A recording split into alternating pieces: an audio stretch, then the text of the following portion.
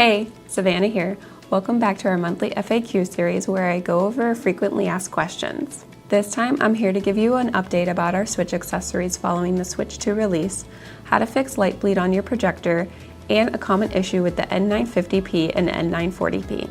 As always, feel free to skip ahead using the timestamps in the description below. Without further ado, let's get into it. Since the Nintendo Switch 2 was released this June, we've got a lot of questions about whether our controllers work with the new console. I'm happy to report that the NS32 works with the Switch 2. It's a great alternative to other controllers which can be expensive and kind of boring. Our NS32 controllers have RGB around the thumbsticks, and they come in fun colors and patterns. Now, unfortunately, the rest of our controllers are not compatible with the Switch 2. This includes all three NexiGo grip cons and the NexiGo NS50 III. This is because the controllers all slide on to connect, the same way you would attach Joy-Cons to the original Switch. Switch 2 Joy-Cons, on the other hand, snap to the console magnetically. While our current line of controllers doesn't support this feature, we are working to develop the same NexiGo controllers you love with the new magnetic attachment style. On a side note, we have 3 different Joy-Con charging docks for the Nintendo Switch 2. All of them are available for purchase now on Amazon and on NexiGo.com. Light bleed is a halo of light around the perimeter of your projection. Light bleed may be barely visible along the outside of your screen, or it may stretch for several inches in every direction. There are a few things that cause light bleed, so I'll be going over the most common causes and their solutions. There are 3 types of light bleed that I'm going to cover: light bleed from zooming out, light bleed from Keystone correction, and light bleed from surface scattering. Let's go over the most problematic type of light bleed from zooming out. Some of our customers have submitted images to us where the light bleed is huge, stretching the entire room. This happens if you use the zoom function to resize your projection without moving the projector. Now you may be asking, why does zoom have this effect? Well, zoom works by cropping the image to as little as 60% of the total size of the projection. Any part of the screen that you crop out doesn't just disappear. The projection sets the area to black so that there's no extra light there. However, true black is impossible on most projectors. Individual pixels cannot be turned off to make the screen fully dark.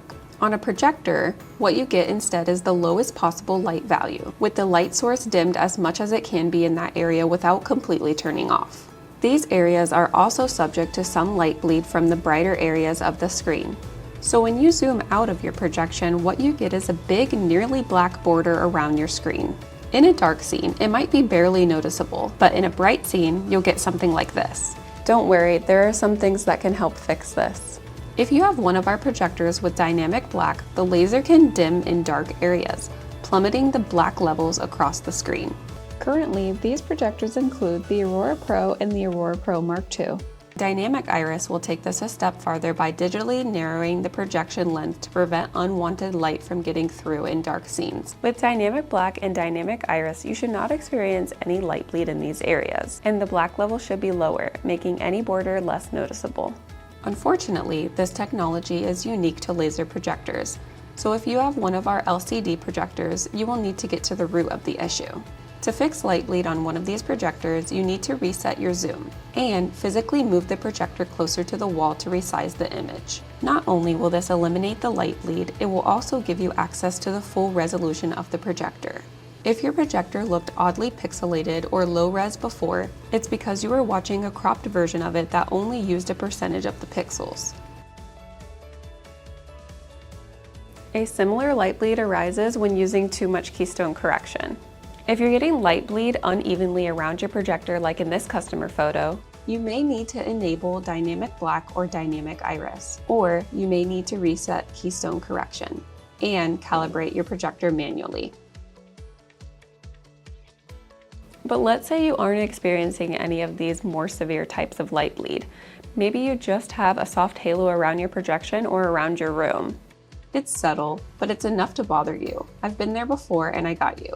We can fix this one too. This type of light bleed happens because of the way the light scatters when it hits a surface. The edge of your projector might be fuzzy or extend beyond the edge of your screen. You can't avoid it by adjusting your projector, but you can reduce it by using the right screen. For long throw projectors, you'll want a screen with a thick black border. This dark area will minimize the effect, making it nearly impossible to notice. For ultra short throw projectors, you'll want a fixed frame screen with a beveled edge. This slight protrusion along the edge of the frame catches any light, preventing it from going onto the wall around your screen. This bevel comes standard with all fixed frame Fresnel screens that we make, which you can find on Amazon or at NexiGo.com. Now, I have one more tip for you about surface scattering, but it isn't about light bleed. It's about how to prevent this reflection.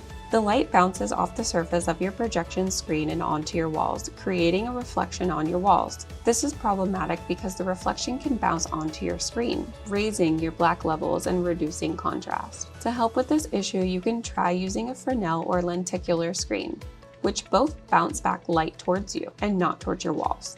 You can set up your projector away from any corners, or you can paint your walls with dark matte paint to absorb the light rather than reflect it.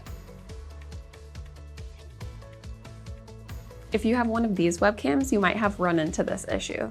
You press the power button to turn on your webcam and the red light on the front of the camera starts blinking. It should work just fine, but the camera feed isn't showing up on your computer. Don't worry, it's not broken. All you have to do is press that power button one more time and your camera feed should come back on. When there is a red blinking light, it actually means that the camera has been disabled with the power button. When the camera is on, there will be a static blue light. A common misconception about the N950P and N940P is that the red blinking light means that it's recording. Totally understandable. We've traced the misconception back to an error in our old user manual, which has now been corrected.